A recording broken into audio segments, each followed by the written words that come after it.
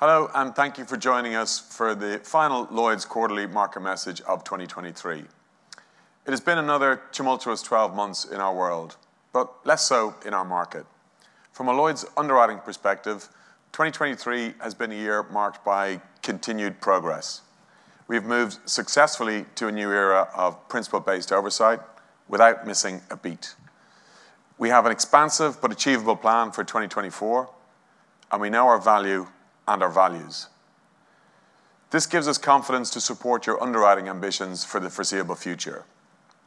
There are exciting choices ahead for the Lloyd's market. Choices on how to attract underwriting capital and deliver sustainable risk-adjusted returns in a period of heightened uncertainty. Choices on maintaining or increasing relevance to customers by seeking to meet coverage requirements profitably but intelligently and with great service. Choices on how to work better with our distribution partners to bring all the strategic advantages of Lloyd's to play in the areas we know we can excel. And choices on how we conduct, represent, and promote ourselves to attract the diversity of talent and expertise needed to meet the challenges ahead. The underwriting fundamentals and the leadership operating in the market today give me optimism that collectively we will choose wisely and choose bravely. Today, I'm going to structure our message around 5 key areas. I will share the outcome of the 2024 planning process. I will take you through the key underwriting focus areas for the year ahead. Peter will then outline the 2024 market oversight plan, spending a bit of extra time this year on Blueprint 2 adoption. Miriam Spies, Lloyd's interim chief actuary, will then summarize the capital outcomes of planning and her reserving expectations for 2024. And then I'll come back and wrap things up with our outlook for the coming year. As usual, we'll keep our comments to about 30 minutes before opening up to questions and answers. So let's kick off with the highlights from the Lloyd's Market 2024 plan. The expected top-line growth for 2024 on a plan-to-plan basis is 11% to £60 billion of gross written premium. By way of context, we expect to finish 2023 broadly in line with the planned GWP of £54 billion. At an aggregate level, we remain pleased with the discipline the market has demonstrated, while seeking to take advantage of opportunity where it is prudent to do so. The vast majority of growth was driven by our outperforming good and new syndicates, whereas syndicates with a RIO rating of underperforming are required to adhere strictly to the confines of their remediation plans. As a result, they saw their exposure contract again. The 11% GWP growth is split pretty evenly between exposure and price. Price growth is weighted towards expected inflation of values at risk rather than risk-adjusted rate change. I should note, however, that we ask managing agents to plan RARC on the basis that any RARC figures provided are a floor and not a target. And this tends to mean that while the planned pure rate growth is weighted towards inflation, that could shift towards RARC if actual rate change exceeds plan, which is a pattern we have observed in the last 2 years. Planned net combined ratio sits comfortably below our threshold for sustainable profitability of 95%, and it is approaching what we believe represents an appropriate risk-adjusted return for the current volatility. From a geographic perspective, the US, Canada, and Australia will again be our largest 3 markets in that order, but Lloyd's international platforms are proving to be an increasingly valued part of syndicates' ambitions. Double-digit growth is planned on all our overseas platforms, and it is particularly pleasing to see Lloyd's Europe expect to exceed €5 billion in GWP in 2024, and our Singapore platform to exceed £1 billion for the first time. It is a testament to the great work of the local teams from both the corporation and syndicates in these geographies. And we will continue to invest in better digital assets and service for brokers in the regions ahead of our big multinational push in 2024. So, as we think about 2024 and beyond, the higher returns expected from disciplined capital to reflect increased uncertainty gives us confidence that current pricing dynamics at a market level will not change materially in the near term. This will inform where we focus our attention. Our strategic underwriting oversight will be concentrated in traditional casualty, D&O, political violence and terror, and the continued maturing of the cyber market. Casualty makes up around 1/3 of the Lloyd's portfolio, split pretty evenly between traditional casualty and the FinPro classes that include cyber. The 1/6 of the book that is made up of garden variety casualty like USGL, etc., is now very much an insurance book with less than 1.5 billion GWP of casualty treaty remaining. So syndicates need to be prepared for the multi-pronged focus in the class, including potential reinsurance price pressures, reserving reviews, and of course, underwriting or rating action required to achieve rate adequacy given litigation-fueled claims costs. Lloyd's underwriting and reserving teams will be working closely with syndicates in 2024 to ensure we have timely and actionable lead indicators. We would encourage early engagement with us, particularly for the lead markets, to ensure a smart, data-led approach. So, next, in response to strong messaging from the corporation, the D&O class is expected to contract in 2024. Our recent focus has been on ensuring that the Lloyd's market is exhibiting sensible risk selection, subsector agility, and pricing discipline. Based on recent broker studies, it is pleasing to see that Lloyd's underwriters seem to be ahead of the wider market metrics on these. But nearly all underwriting actions for 2024 were taken by syndicates rather than us having to impose prudential restrictions, for which we are grateful. That said, given the continuing dynamics in the D&O market, we will maintain a focus on the class to ensure syndicates are managing their portfolios appropriately. This will include an ongoing assessment of any prior year deterioration and the impact that has on assessment of price adequacy. If 2024 proves to be a continuation of the conditions witnessed this year, our robust messaging remains in place. So we ask that you dynamically manage your book, and we will respond positively to requests to reallocate capacity to more attractive classes. Let me now move to political violence, terror, and SRCC as well. So while the measures of relative tension oscillate so frequently at the moment, the only thing that remains constant is the level of uncertainty.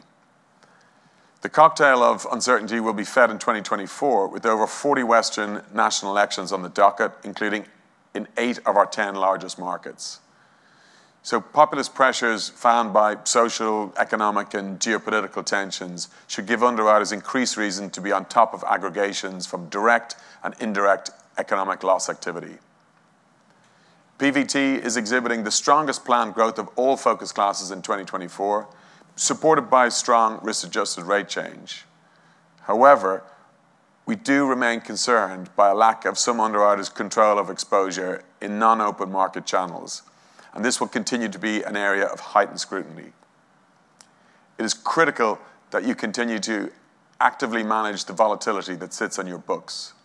We must be thoughtful about how and where AGs are deployed. We must be mindful of the coverage afforded under relevant reinsurance programs, and we must carefully consider how different classes of business will be impacted, not just those traditionally associated with geopolitical risk. You must have the tools and insight to manage volatility and be prepared to adjust how you deploy capacity and aggregates. We will expect clear evidence of how this translates into decisions to participate on facilities and manage ongoing participation.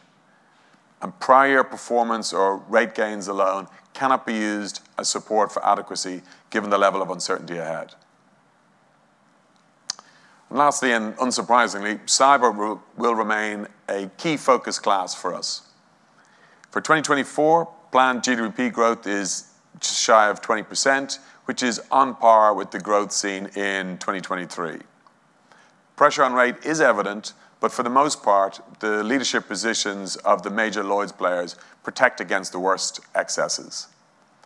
We are watching closely, but have no immediate cause for concern, given that well over 75% of the class is concentrated with our outperforming and good syndicates. But in order for cyber to continue to grow sustainably at Lloyd's, we must manage our prudential risk and strengthen our quantification capabilities. This means maintaining profitability across the rating cycle, measuring the volatility, avoiding outsized losses, and holding adequate capital. And our ambition is to facilitate complementary markets for all types of events in cyber, including the most severe. So when it comes to our market management strategy, there'll be 4 pillars to the cyber strategy. These will build on the work of the 2023 cyber market pre-mortem. Pillar 1 will assess capability.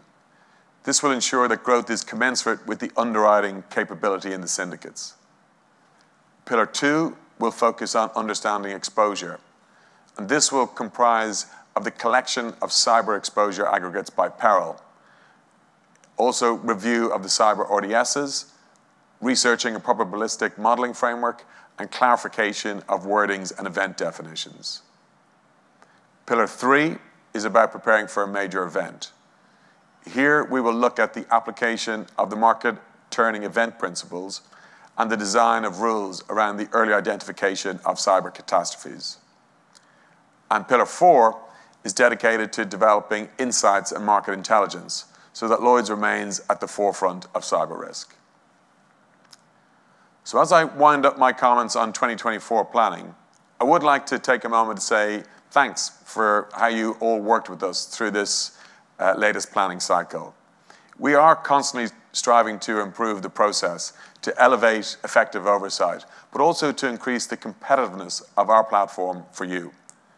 Hopefully we move things forward for you in 2023, and we will push again in 2024 to increase the benefits of being outperforming into the areas of innovation and sustainability.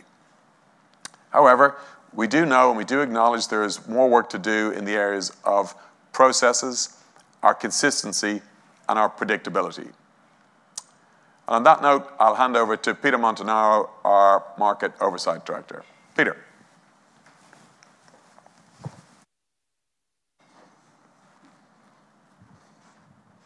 Thanks, Patrick. I'm going to speak about our plans for next year on market oversight.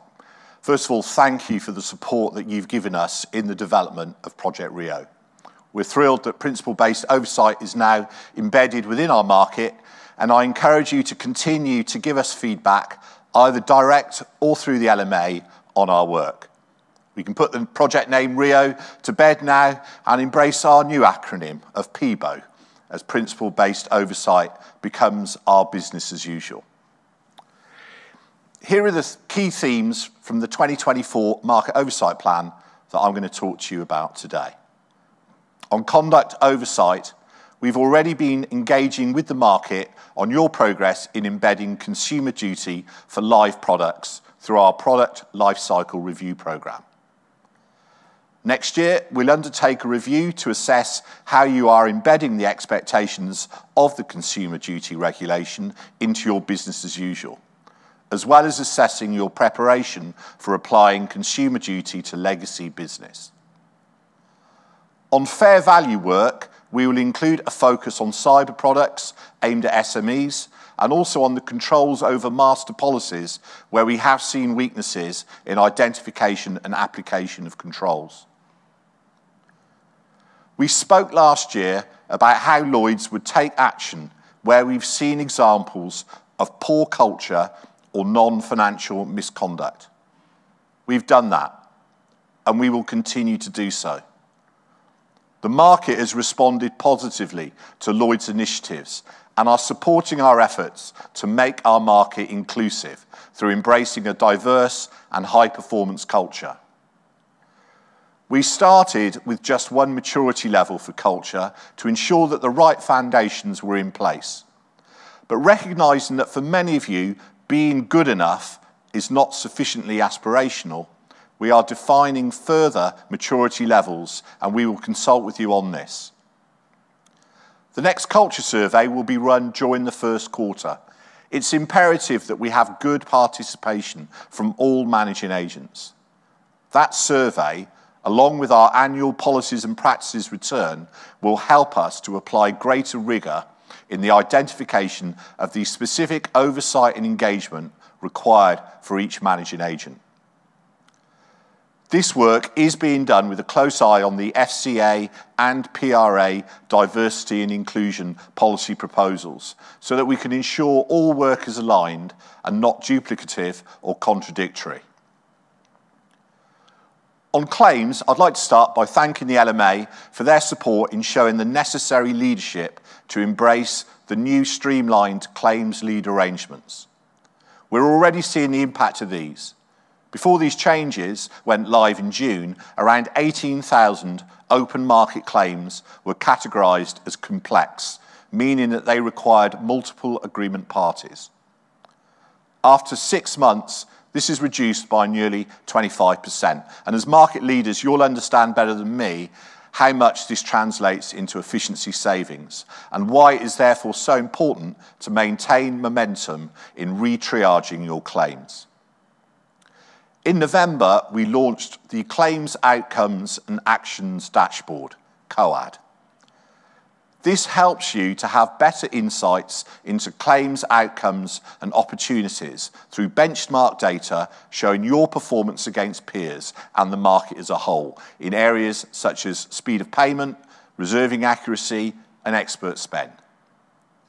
We will be using these insights to inform our view of your performance.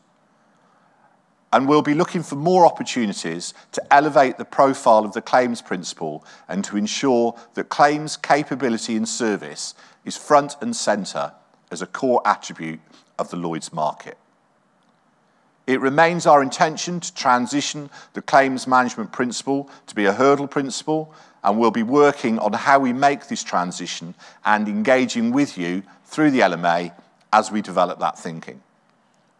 We're already rolling out the Faster Claims Payment Initiative, and you will all have received a communication this morning explaining how to access our feedback on the plans that you've submitted. This is our assessment of the controls identified in your plans over the funding of DA claims payments for the next 4 quarters. This solution will enable a better policyholder experience through the faster settlement of claims and more effective control of cash flow as we move away from the perennial mismanagement of loss funds. Some of the work is challenging, but none of it's impossible. And it's definitely worth the prize of strengthened controls over claims funding. We will meet with you over the coming weeks to provide the opportunity to discuss our assessment, answer your questions, and clarify our expectations. In 2022, the PRA and FCA's regulation on operational resilience came into force, and businesses were given until March 2025 to be fully compliant with all aspects of that regulation. Lloyd's has worked with managing agents to prepare for March 25. However, we cannot be complacent in the amount of work still required to meet that regulatory deadline. With the 25 deadline approaching, Lloyd's will be updating the operational resilience dimension to have 4 different maturity levels, and your expected maturity will be communicated to you before the end of this year. Last Thursday, we ran an event here for managing agents and other market participants on some of the challenges of meeting those regulations. If you were unable to attend that event, please let me know, and I can share the slides from the event with you, and our team will be happy to meet and talk them through with you and your colleagues. I now want to talk about market readiness for the Q2 cutover for the Blueprint 2 digital adoption. Phase 1 is intended to allow most firms to broadly operate as you do today. However, there are some technical changes happening, such as the switching off of the current front-end portals. The Future at Lloyd's team have produced an adoption guide for brokers and underwriters to help you prepare for that cutover.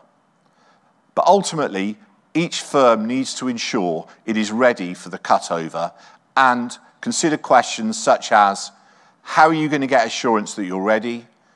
Do you know if your messaging system will interact with the new gateway? Are your teams ready to use the new premium and claims portals? Are your teams ready to switch away from the current reporting functionality to ClickSense? This work is critical to your ongoing ability to transact business at Lloyd's. And for that reason, in the next couple of weeks, your account managers will be meeting with you to understand any concerns or questions that you may have.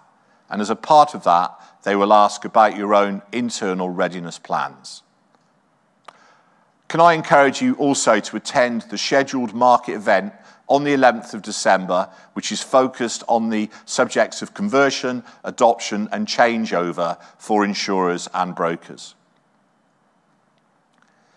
Next year, we will apply greater focus on delegated underwriting performance, centred on capability, alignment of interest of total remuneration levels, and developing a framework that supports the evolving delegated models in our market. We've reviewed the corporation's ongoing DA activities to leverage the benefits of our principle-based oversight and ensure we deploy our resources on the things that the centre is best placed to perform. We've identified 6 areas of responsibility for Lloyd's, and these are intended to complement but not replicate other DA modernisation activities that are already ongoing, including the LMA's Computable Contract Initiative. We will provide greater clarity over all parties' roles and responsibilities and so avoid duplication of activity whilst allowing us to continue to meet our regulatory objectives. We will still need core data to support this, but we will be agnostic to how that information comes to us. We've already met with a cross-section of managing agents on this. We want to draw what we need from your existing frameworks and your development plans, rather than have you designing your frameworks to our specifications. Anyway, more on that next year. I'd now like to hand over to Miriam. Thank you.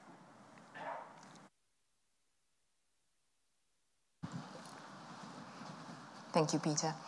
I wanted to start by playing back some high-level findings from the recent capital setting season. At market level, we saw the ultimate SCR increase marginally.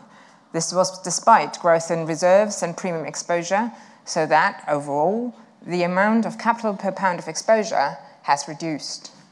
The increase in exposure drives about 15% higher capital, mostly driven by an increase in premium exposures, with growth in reserves impacting capital to a lesser extent. The exposure increase is offset by 3 factors decreasing capital requirements. Firstly, changes in exchange rates.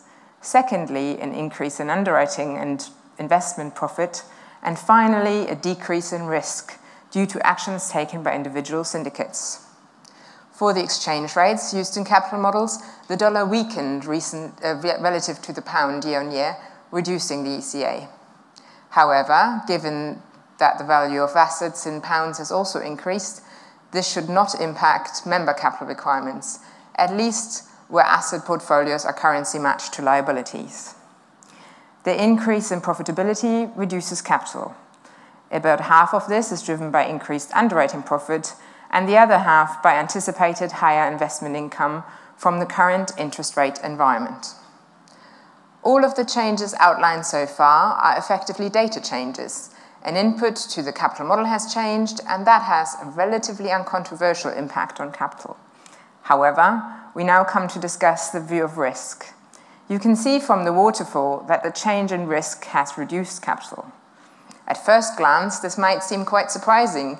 We have talked about the increased uncertainty in the world, and so you might have expected to see the increase in risk charge in models. So why no increase in capital? For a lot of syndicates, the heavy lifting was done in previous years. Inflation uncertainty was tackled last year by the market. We wouldn't have expected to see significant movement here, and that seems to have to be the case in practice. Similarly, we ask you to consider geopolitical uncertainty in your capital models in response to the outbreak of the Ukraine conflict. The risk landscape has continued to evolve. This year, our focus was to review capital scenarios you developed yourselves, as well as ensuring that your models captured the Taiwan Straits scenario as requested by Lloyd's. Even though some model changes were made to adapt to the view of risk, this has not caused a widespread increase in capital. So no systemic increases. And on top of that, we saw some specific de-risking, for instance, by risk mix changes or outwards reinsurance changes, which had an impact on the market numbers. But these were individual syndicate actions rather than consistent themes. The capital requirement as a proportion of exposure has such reduced from 51.9% to 48.9% due to that reduction in risk as well as the profitability increases. Let me dwell a little bit longer on the profitability. In the last years, we distinguished between your planning loss ratios and the loss ratios used in your capital models. We ask you to uplift your model loss ratios if you systematically missed your plans in the past. And generally, this two versions of the truth approach did not really have a lot of fans. It's rather regarded as a necessary evil. This year, the gap between loss ratios used in capital models and plans has narrowed, with the uplift reducing from nearly 2% last year to 1%. This is not surprising, given that more and more syndicates have hit plans over the last years, so there is less reason for the model uplift. We have allowed syndicates to remove the uplift if sufficient evidence was provided, getting to that one version of the truth. However, I wanted to be clear that an allowance for uncertainty in your plans for the current environment, which Patrick has spoken about, makes your plans logical, realistic, and achievable, not prudent. Therefore, while we let you close the gap between plan and model loss ratios, we are maintaining that the model loss ratios needs to be at least as high as your planning loss ratio. Over the last years, we have reduced the amount of market-wide testing and oversight we do on model loss ratios, given the market's increased propensity to hit plans.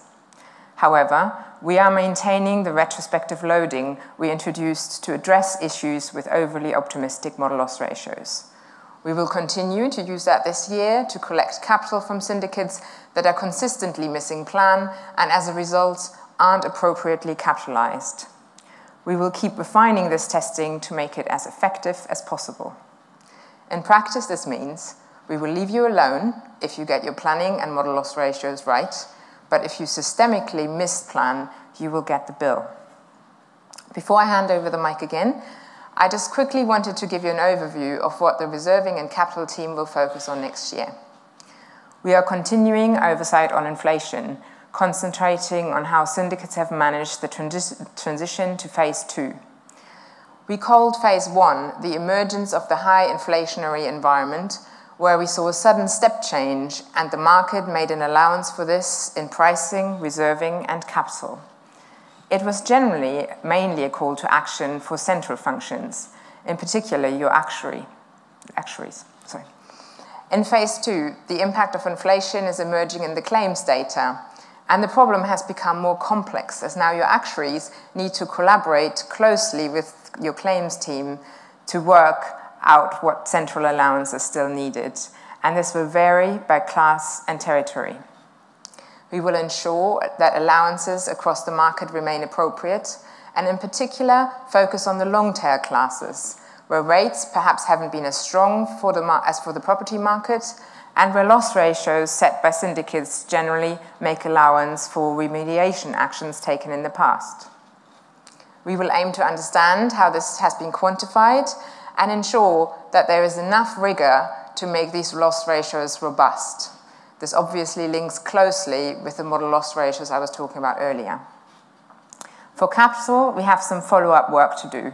We had cyber and geopolitical risks as our focus areas in the capital reviews, and we will keep monitoring scenarios people have used for the Ukraine conflict. For some syndicates, there will be some follow-on questions to make sure their capitalization remains robust. Finally, we would like to understand how people have allowed for climate change in their capital models in terms of quantitative allowance, but also in terms of modeling approaches. The aim is to take stock and begin to develop a best practice approach, which we will then play back to you. I will now hand back to Patrick.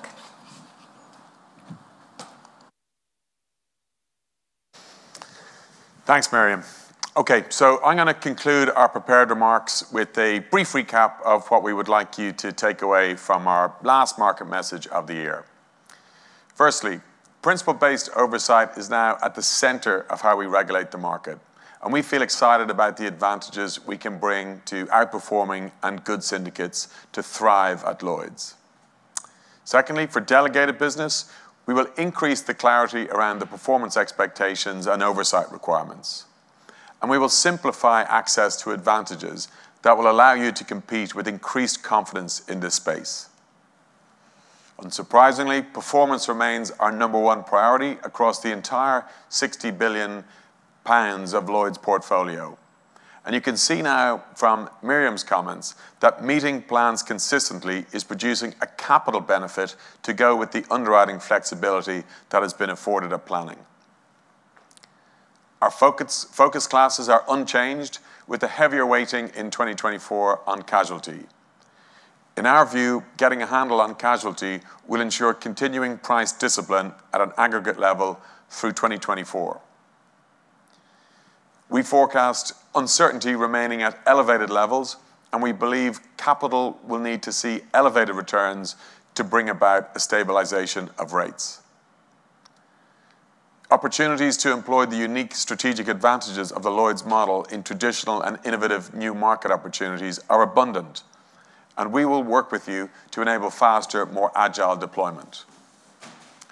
And we will remain steadfast in the protection and promotion of the market, so the widest and most diverse talent pool are drawn here at a time when our industry has never been so relevant, so necessary, and so exciting.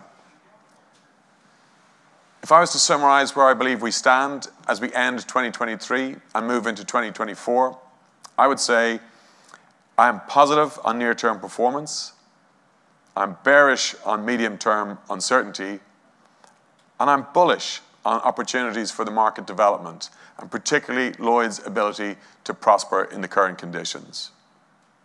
Thank you very much for your partnership again this year, and I wish you all a happy and safe festive season. Thank you.